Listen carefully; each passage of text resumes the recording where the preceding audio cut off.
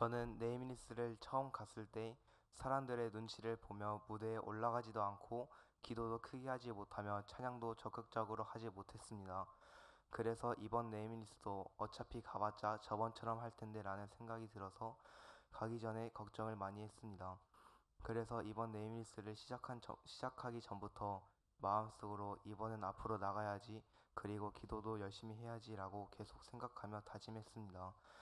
그러나 네임리스가 시작되었음에도 불구하고 혼자 앞으로 나가기 무섭고 부끄러워서 앞으로 나가는 교회 형들을 따라서 겨우 무대 앞에서 찬양하고 기도했습니다. 기도하면서도 나는 왜 사람들의 시선을 의식할까? 나는 왜 용기가 없을까라는 생각을 하며 자책하고 있었습니다. 어색함과 부끄러움, 두려움이 앞서고 있는데 우리 교회 사람들과 떨어지게 되고 전혀 모르는 사람들과 팀이 되면서 어색함과 두려움은 더 커졌습니다.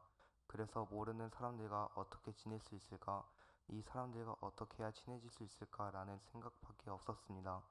그랬는데 저의 자리가 맨 앞자리였는데 저녁 집회 때 저희 팀원 중에 한 형이 저한테 와서 자리를 바꿔달라고 해서 바꿔줬는데 그 형은 바닥에 엎드려 남 눈치 안 보고 큰 소리로 주님을 외치며 기도하는 모습을 보았습니다.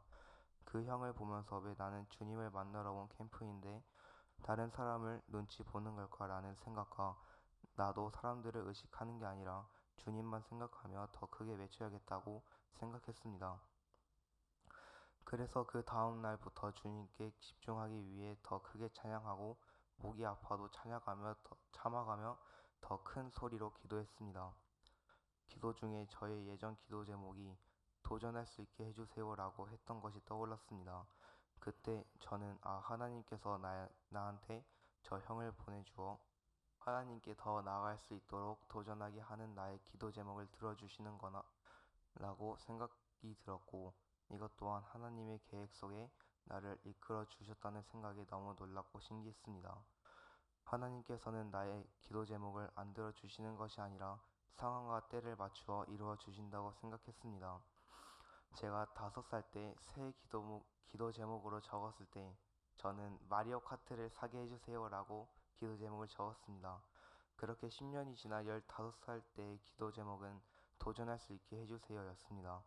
얼마 전 저는 학교에서 시험을 처음 보게 되었고 그때 엄마에게 시험을 잘 보면 닌텐도를 사줄 수 있냐고 물었을 때 엄마가 허락을 해주셔서 집에서 공부라고는 한 번도 안 하던 제가 시험 기간 때 저녁 새벽 1시까지 공부를 하면서 결국 닌텐도를 얻었을 때 10년 전에 했던 나의 기도 제목을 하나님은 10년이 지난 시점에서도 이루어 주신다고 생각했습니다. 그래서 도전할 수 있게 해주세요라는 기도 제목을 하나님께서 이루어 주실 거라고 믿고 있었는데 그 형을 통해 이번 기도 제목도 이루어 주셔서 너무 감사했습니다. 하나님은 시간이 오래 걸릴 수도 있지만 언젠가는 나의 기도 제목을 들어주시고 모두 이루어 주신다고 확신이 들었습니다. 그렇기에 이번 네임리스 캠프 동안 느꼈던 하나님의 은혜에 감사드리며 하나님께 기도하면서 더더욱 믿음으로 나아가고 싶습니다. 이번 네임리스 캠프는 가기 한 달 전부터 기도하고 부활 선포로 준비된 수련회였습니다.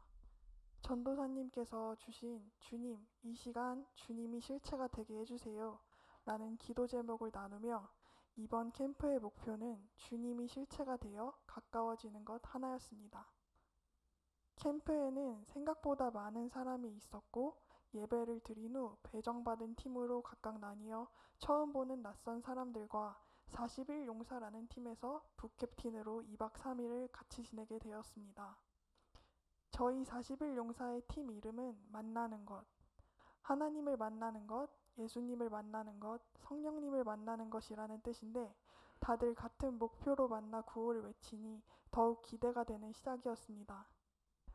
그렇게 팀끼리 앉아 예배가 시작되었고 찬양 인도자께서 원하는 사람은 앞으로 나와 찬양해주세요 라고 불렀지만 다짐했던 것과 달리 나아가지 못하고 자리에서 일어나 찬양을 하게 되었습니다. 다음날 팀끼리 서로 교제를 하는 쉐어링 시간에 목사님이 되겠다는 꿈을 가진 22살의 친구와 대화를 하게 되었습니다. 대화를 하며 그 친구의 교회에는 하나님에 대해 열정이 많은 청년이 가득한 교회라는 사실을 알게 되었고 그 친구에게 열정 가득한 청년들의 모습과 하나님에 대한 확신 가득한 너의 모습을 배우고 싶다라고 하자 너무나 당연하다는 듯이 하면 되지. 누나, 지금 뭐 하는 거야? 오늘이 마지막이야. 내일은 짧은 예배를 드리고 가는데 오늘을 버리지 마. 이따 찬양 부를 때 우리 교회 친구들하고 같이 앞에 나가서 찬양하자. 라고 이끌어 주어 같이 앞에 나가 청년들과 찬양을 하게 되었습니다.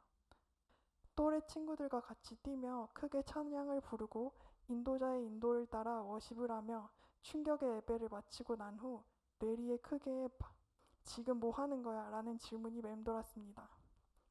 진짜 내가 뭐 하는 거지? 목적이 예수님이 되어야 되는데 예수님을 뒤에 두고 내가 주인이 되어서 찬양 시간에조차 앞에 나가지 못했던 모습이 너무나도 한심해 보였습니다. 모태신앙으로 태어나 하나님이 신이라는 사실을 머리로 인정했지만 더 알아보려 하지도 않고 막연히 나와는 관련이 없어 라고 단정하며 부정만 해왔던 저의 모습과는 너무나도 다른 모습이었습니다.